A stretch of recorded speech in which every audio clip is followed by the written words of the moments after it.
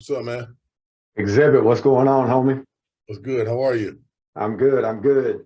Man, it's finally nice to get to meet you, and get to talk to you. So I appreciate your time. I know how busy you are. Likewise. I see the artwork in the back, the albums.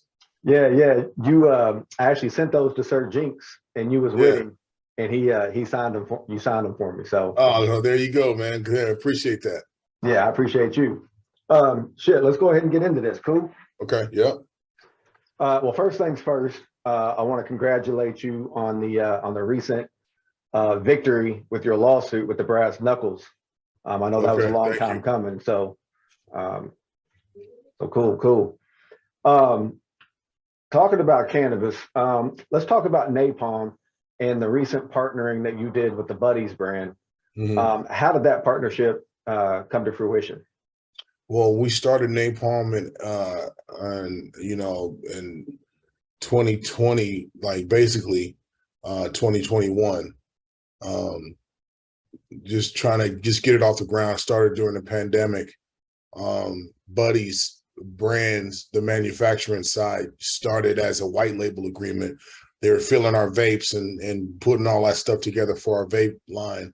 And just had a really good reputation for and a good working relationship in the beginning. Mhm. And then our relationship grew. They saw I was good at certain things that they weren't good at, and vice versa. And so we ended up just kind of like coming to an agreement, like, listen, let's just merge. We'll take over the responsibilities of manufacturing and making sure that your stuff doesn't gap out. And you come over here and be our creative director because we love what you're doing with your brand. And it was a win-win. So, that's how we got together. Cool, cool. So what are some of the goals that you're looking to achieve with the Napalm and Buddies partnership? The goal is to continue to build both of our brands, expand our brands into other states, Mhm. have a vertical integration in both of our brands that, make our businesses run more efficiently. Mhm. And that's kind of the direction of where we're going for the relationship between us. Now, Buddies is alone the biggest brand you never heard of probably because they're number, they're high ranking in national recognition for their brand, whether it's Okay. number 8 here or number 12 there. They're up there, so they know how to run a business. And I'm learning every day too, so we getting it together like that. Yeah, cool. All right. Now we've come a long way with cannabis and marijuana and some of the old stigmas that used to be, about marijuana and cannabis. But I still find it funny that, items like, your alcohols and your tobaccos and things like that are getting mass marketed, advertised all over the place. But Mhm. yet, this like the cannabis industry is um, the benefits that come with that are still not being fully put out there for people. So Mhm. what's your take on that dynamic of how alcohol and tobacco and those substances are getting the push that cannabis is not? Well, I can't speak on alcohol and tobacco because those have been, regulated. There's a tax that's capped on what their products are. Mhm. Cannabis is still heavily taxed on all levels from state to federal. And it's just again, we're looking at something that has been newly, legalized, regulated in different states. That they're doing a lot of things wrong, but focusing on those things aren't going to help move the needle forward. So I think that the best thing we can do is educate people about the benefits of what we are doing here, Mhm. how many people benefit from the plant and its derivatives, and to make sure that people understand that, listen, you know um there's politics involved in getting this regulated. Mhm. And then there's also lobbyists, there's lobby groups that don't want to see this go forward, so we're fighting on both sides. So, Right. I think there's a lot of things that are getting better. Hmm. But again, we have to spend our time not only trying to build businesses, but educate people. Okay. So what do you think it's going to take for Saturday Night Live to finally give your boy Be Real and DJ Muggs another visit after the episode where they lit up the blunt on stage? I don't know. We got to start a petition for that. You know what I'm saying? Right. Like Cypress Hill needs to be let back on Saturday Night Live, Right. and they should be allowed to smoke. Right. Right. Right. that'll Now, be forward going. yeah. Now with napalm products like Grenade, Rockets, the Flower Bomb, you got Mamba, Minuteman OG, Green Cheese. What's the favorite ones for Xzibit to utilize? I like a heavy indica. Okay. I like being able to, like feel what I like, a heady, stony high. So indica's good. The vapes are really good with that. We use live resin. We're moving them to solventless. We try to keep everything on a high level as far as what we do with napalm, and make sure that we talking to our audience, which is more than likely the heavy stoner. So that's kind of where I keep it. Okay. One last question with the cannabis topic for the people that may not know the differences. When people are talking about indica, they're talking about sativa, and then the hybrids. Can you kind of explain the three of those and what each of those differences are? Yes, well, indica is a specific strain, and it has a different type of high than it does with a sativa. Sativa is a different strain, a different kind of feel. It's more of a. Some people like to smoke sativa because it's not as heavy as the indica, but then the hybrid is a combination of both. You're mixing two different species of marijuana and kind of making a hybrid. So it's basically that you got 1, 2, and then a mix of the 1 and 2. So Okay. that's basic high level. I mean, I know it gets a lot more intense than that, and all the weed heads are gonna be like, "Oh, you didn't talk about the terpene profiles and the Right. cannabinoids." You know what I'm saying? Like, Yeah. I kind of keep it like that. If you're talking to a high level, you know what I'm saying, person, they're gonna explain it differently, but that's basically what it is. Okay. All right. Cool. Let's take it back to the music and to 1996 when you dropped your first solo record at the Speed of Life. Tell me about that initial debut coming together and being put on a major label. It was an exciting time. I was really young. I was about 19 years old when that happened, and I was fresh. I was green. I didn't really know what to expect from music. I just put my best foot forward, and at the time, I was just really a purist in hip hop. I wanted people to love and embrace the music like I did. And so that's kind of where I spoke from. I spoke from that standpoint, like this is why I'm here. This is what I'm doing. This is where I come from. And this is what I'm about. And that's kind of what embodied the first single, Paparrazi. And that was my introduction, my calling card. And so then, from there, the album just took its own course. The videos helped, me go touring overseas helped. All of it was just like building the momentum, into what my career turned into. Cool. Now, I was at the Tribeca Film Festival for the doc's premiere for the documentary, where you performed, and my favorite song, Paparazzi. You performed that on the stage. Talk to me about putting that record together and working with Thayod. Oh man, actually it was crazy because Thayod was making beats at the time and sending them to me on the tape, and I always liked his production. But the sample for Paparazzi was at the end of this mixtape. It was like the end of this tape he had given me, and it was just a little snippet. And I was like, "Well, what's that?" He was like, "Oh, it was just some sample I found, and I just put the clip there." And that's kind of what we built it off of. And that was the first song when we walked in the studio. When the lights came on, the mic got hot. That was the first thing we recorded. So, Oh, wow. Yeah, for that was the first song on the whole album I worked on. So at the end, that was ended up just being the single. You know, Yeah. the energy was in the room, and you know we had worked on everything, and you know we felt like we had something special, especially when the video came together. Once we picked it as a single, you know, and nobody expected the song to do well. Like we just were putting our best foot forward, fingers crossed. Let's see if people like the shit. Then Right. it went gold. It went gold overseas, and then I came back, and you know, people were digging the vibe and the sound, and people didn't know where I was from. They was like, you know, oh, he's from Detroit. No, he's from Albuquerque. No, he Right. from California. He from the East Coast, the West Coast. We don't know what the hell's going on. Yeah. It was good. It was good. It was good to mix up the format like that and just show people, you know, the diversity we had in West Coast hip hop. It was fun times. Sure. Sure. Now on your sophomore album, 40 Days and 40 Nights, you worked with cats like Mel-Man, Chris the Glove, Butta, who's one of my favorite producers. Talk to me about making that album and what were some of your favorite songs to work on with that album.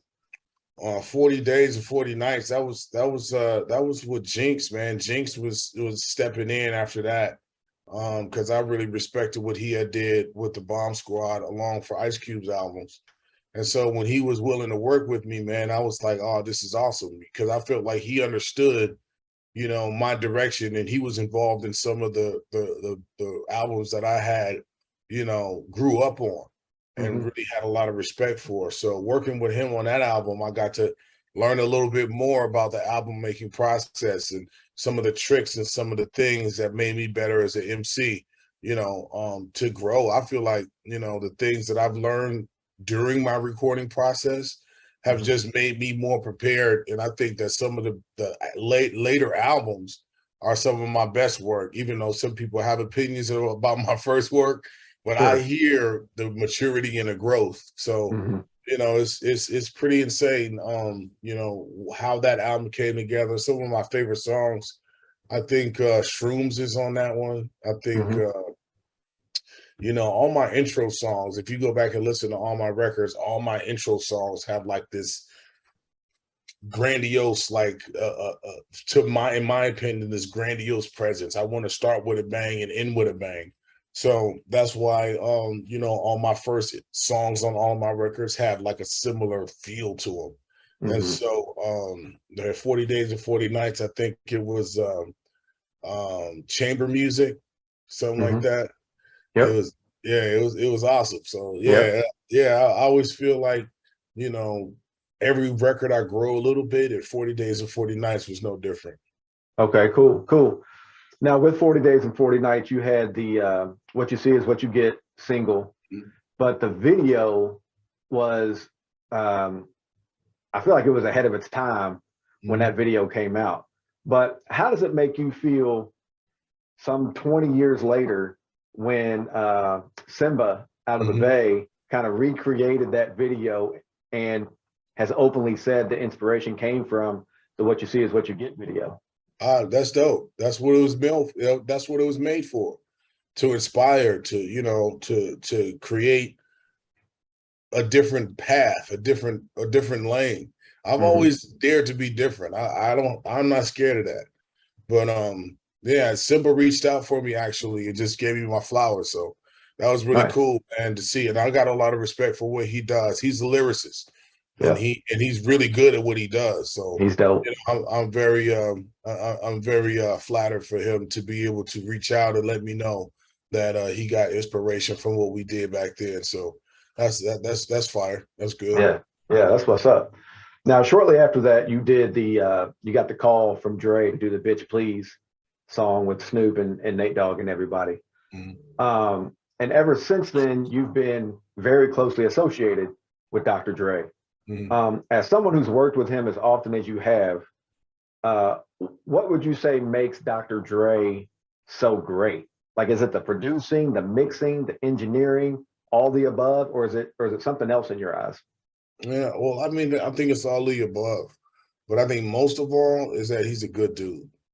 Hmm. Like, you know, money, everybody thinks money makes your life better. No, money is a tool, and money Yeah. enhances who you are as a person. You know, so if you're a dickhead, when you get money, you're just a dickhead with money. You know what I'm saying?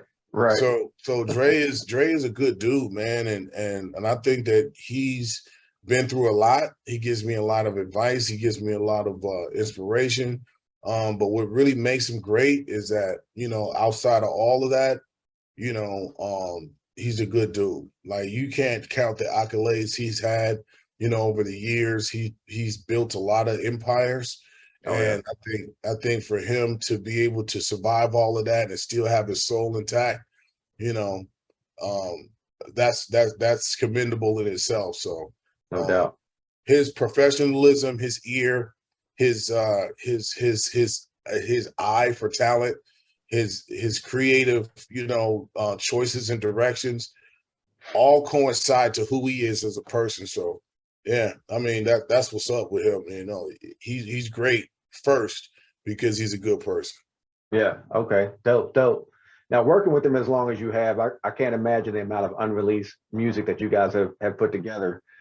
But when you get in the studio with a Dr. Dre, what's that process like? You sit your ass down and try to learn something. Don't go in there trying to pop off like you got it all under control, because that will be tested. Right. Okay. That's what's up. Yeah. I want to touch on some of your catalog as far as your songs. On Dre's 2001, you worked for the first time with Eminem on What's the Difference, and then subsequently Don't Approach Me in My Name. Talk about putting those songs together and working with a guy like Eminem. It was all flow. Everything was organic when you work inside the camp. We was really like blazing trails at the time. My first time working with Marshall, and then him willing to be on some of my projects. It was all organic. It was like, look, we're all playing for the same team. Let's figure out how to elevate each other. And that's kind of where all of that stuff came from. It was very organic. Okay, cool. And then obviously one of your biggest records is X from the Restless album. When you heard that record, was it an instant hit to you? And then working with an all-star cast like Snoop, Dre, Storch, and everybody, what was that like building that song together? I mean, just like we didn't know Bitch Please was going to be a single. We just working on music. Okay. When the beat came on, we didn't say, oh, this is a single, this is a hit. You never feel like that. You just be like, oh, I like this beat. Let's just make a song. And then the song comes out, and then other people tell you what it is. We don't know what it is while we're making it. We just make it, and then however it comes out is like we make decisions from there. But I mean, when the beat came on, it was just like any other beat that comes on in the studio. You put your part to it, somebody else puts their part to it, and then you listen to it when it's done and figure it out from there. Okay. All right. Now, I love the record Symphony In X Major and Muthafucka that you did with Rick Rock. He's another one of my favorite producers. The whole opera element on those tracks is crazy. Tell me about putting those records together with Rick Rock. Well, it goes back to the creative choices that I was making for my first album. Like finding that snippet with Thayod for Paparrazi. I used to play the violin when I was a kid. Oh wow! So a lot of that, the symphonics and the string elements and the orchestra elements that happen throughout my whole shit come from that original choice. And so when you find something that really defines who you are and you can hold on to that, it's just like LeBron when he throws the powder in the air at the beginning of the game. You know what I'm saying? It's like you find certain things that define you and are unique to you.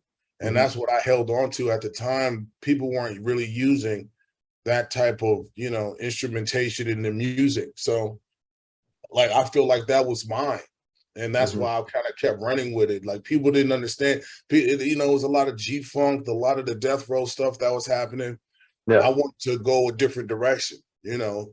And so that's why I ended up using a lot of those kind of sounds and, you know, directions in my music, you know, and that's how these records came about. I know what I'm listening for. So when people hit the, you know, hit play music for me or try to, you know, get music submitted, like I'll go through it and I'll find what matches what I'm thinking and what my vision is, and then have to bring them into it creatively. So when I was always dope working with Rick Rock because he never knows what the hell I'm gonna do. So and he always says I break his records, meaning that like I play with him and twist him in a way that he wasn't even thinking about. It's like, how the fuck did you get this out of that? You know? Yeah. So it's always fun That's working cool. with him. Yeah. So you played the violin coming up. Do you still play it? Have you ever played it on one of your tracks? Hell no. Hell no. Are you kidding me? That was like when I was a kid, you know, okay, but I didn't like to practice, but I still had an ear for it. I knew what I was listening to. Okay. All right, cool. 25 years and 7 solo albums later, what's been the key to the longevity for Xzibit? Not quitting. Okay. Period. Just don't quit. You know, like a lot of people will try to steal the joy out of creative, you know, out of the creative process. They try to steal the joy by, you know, doing bad business or, you know, or not managing your expectations, you know. Sure. I just don't quit. You know, I love what I do. I love what I've done. I feel like there's a couple more chapters that I'd like to kind of turn. And yeah, and that's what it is. Just don't quit. People will talk shit. People will say shit about you. You can't find yourself, you know, defending yourself all the time for people who don't want to love you in the first place. Right. So, you know, I just don't give a fuck. You know what I'm saying? I just keep going. You know what I'm saying? Because if I ever would have listened to somebody or listened to a Rolling Stone or a blogger or somebody that had this, I know who Xzibit is kind of fucking, idea of what they need to say about me, that I would have never came out with 7 albums and the music I'm working on now. You know, nobody's gonna be happy for you till you cross the finish line. Then everybody's happy for you. Right. So just know that's not just the music. That's just in everybody's life. Period. You know. Okay. You just mentioned about working on music now, and earlier this year you had a post out talking about the Kingmaker album. Yeah. Is that still the project? And if so, what's the update on that? Absolutely. I've been working on Kingmaker. I got a lot of great music. I got a lot of great ideas I want to turn in by November of this year. Okay. So I'm still trying to, you know, pull together the last pieces. I really like the direction of what I've done. And I think my true fans are really going to appreciate it. I don't know what this means after the end of this record, but it's starting to feel like, you know, this is my opus. This is how I want to hang up making full-length Xzibit albums. I'll always be into, you know, making music. I'll always produce for other people because I found the joy in that as well. But as far as making full-length Xzibit albums, I'm not going to say I'm going to retire because that never works. Everybody retires and then comes back. Right. You know what I'm saying? So I'm not going to say I'm going to retire, but I think making full-length albums for me, I think I need to figure out how to say this in the right way. You know what I'm saying? And I still think there's some things I left on the table that need to be addressed. I think there's things that happen in my life that, you know, people have defined for me out there in fucking media world that I need to address personally. And I think there's a time and a place for that. You know, not in the heat of the moment, because, you know, you say a lot of things that you're not supposed to say when you're angry or upset or not even upset, just uneducated about shit. I just really feel like this album has let me kind of sit down, digest all of the crazy shit that's happening to not only me, but everybody else in the world. and just kind of put that into the mature voice that I've grown into. So I can't wait to share that with y'all. Okay, cool. Who are you working with on the album as far as producers or even maybe some guest spots? Well, so far, man, I got some really heavy hitters on there from my Aftermath camp. That's always going to be part of the thing. I've got some, I don't want to spoil it. I'm not going to tell you who I got on there so far, but I was pretty shocked about the people that showed up already. So I'm like, oh shit, okay, this about to be real. Okay, this about to be good. Yep. Yeah. Okay, that's what's up. To date, what do you think is your most significant career moment? Oh shit. And that can be music, that can be film, television, whatever. It's your overall career. I don't know, man. I think it's been a combination of things. I think it's because I've been able to do so much, as an underground artist, to be able to transition into film, television, all these other business ventures I've been able to get into. I think that's pretty much the defining thing. Like I haven't been able to be pigeonholed, or I haven't been able to be kind of like put in a box and kept there. Even though they've tried, boy. You know what I'm saying? Right. Yep. Yeah, like Duck Hunt. You know what I'm saying? Yeah. Like everybody got something. Every time you try to come out the bushes, man, Yep. It's fun though. It's fun. I've learned to stop taking shit so personal, and just realize it's the nature of the beast that I'm dealing with. And then let all the chips fall where they may. And then at the end, I think it's always dope because I always land on my feet. So. Yeah. I don't lose no sleep over this shit. Let's just keep it going. For real. From Xzibit, if you're going to tell somebody, I need you to understand who Xzibit is as an artist, what are the top 5 Xzibit songs that you would tell people you need to listen to these songs? Well, if they need to learn about me, yeah, listen to Paparrazi, The Foundation, Heart of Man,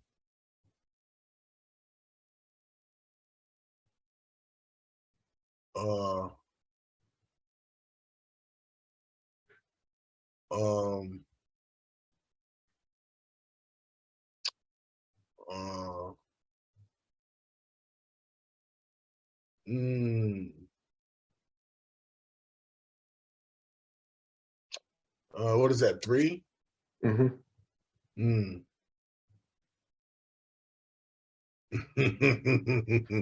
Listen to what's the name of that song?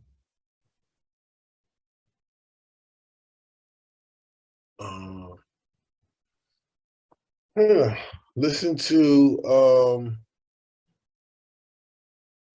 State of Hip Hop. Oh, okay. State of Hip Hop is dope, and then Everything, the song Everything. Okay. That's on the Napalm album. Okay. Yeah. That should give you a good. That should give you a good view of where the shit is at. Okay. I like that. Because a lot of people would pick, the big singles and the big heavy hitters, and you didn't do that. much more around, scope of possibility. So I like that. I like Absolutely, that. Yeah. I mean, like some of those songs, are very like, those are some of my introspective records. Like it's the whole Muthafucka and all that other those are dope songs to me, but those are just kind of like pictures and snapshots of my environment. But to know me, who I am, some of the most important things that I haven't said yet are what I'm trying to dig out of me, because it takes a lot of humility and a lot of vulnerability to be able to say some of the things, talk about your losses, your wins, not just not just your wins and on everybody's like Instagram. You know what I'm saying? Like everybody's life is great. You know what I'm saying? Right. Sometimes life isn't great, and I think those are the best songs to pull from, because you know if I can get somebody to relate to what I'm doing through my music, then that means I did my job as an artist. If that makes sense. Oh yeah, totally. I don't know why my screen froze. I don't know if I'm frozen on your side, but No, that's all right. On my side. I was like, damn, he's pretty intense. He's actually, you know, right. he's focused on this, right. He's focused on this answer, pretty serious. I don't know what happened, but shit, we'll just keep it going. When Xzibit walks into a session, what are 3 things that you have to get your creative juices flowing? Just some weed and some water, pretty much. Okay. All right. It's some good music, man. Okay. Like, yeah, that's it. I'll be good with that. Okay, cool. Now in music, you've worked with so many people, from Snoop and Dre, Eminem, DJ Quick, Sir Jinx, Warren G, LL Cool J, Be Real. I mean, the list goes on and on. Is there anyone out there that you would like to collaborate with that you haven't yet?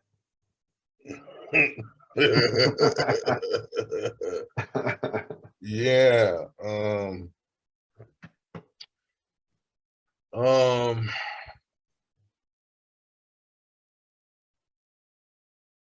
I don't know, man. I like I said, I don't really look at it like that. I think if I fit on a song and somebody wants me to get down on it, I will. You know, I don't really. I think there's a time and a place for everything, and if it happens organically, then fuck, you know, that might be the best way to do it or describe how I do features. I don't know. Or if I want to work with somebody, it has to be an event surrounding it. You know, I just don't look at everybody's success and be like, ooh, I need to do something with them.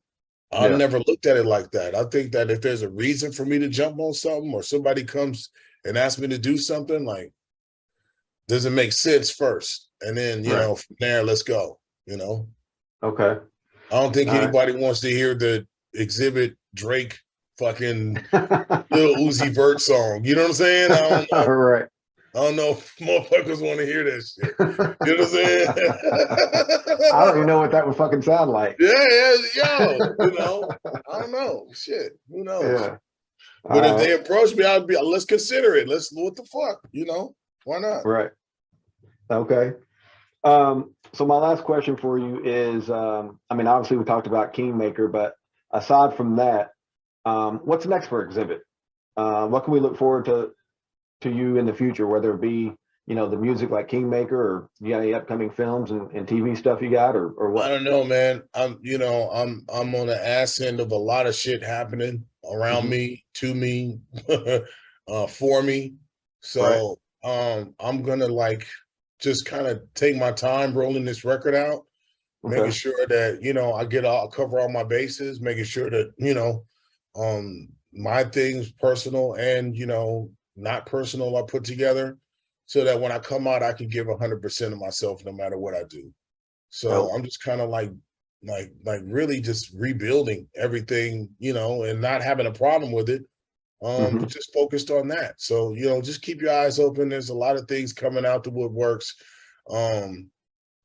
But for my real fans that understand me and understand where I've been and understand this journey I've been on, and the new people that are coming on board, man, just welcome. And, you know, hopefully you learn something. Hopefully you learn from my wins, you learn from my mistakes, you learn from my losses, and, you know, we just keep going together. Let's go. That's what's up. That's what's up. Let me ask you one favor to wrap this up. Can you give me a shout out for Conversations with Chad and westcoaststyles.com? Okay. What up, is Mr. X to the Z Xzibit, and you rocking with Conversations with Chad. All right. Can you do one for West Coast Styles too? Yeah. What up, is Mr. X to the Z Xzibit, West Coast Styles. Throw up your W's. Let's get it cracking. That's what's up.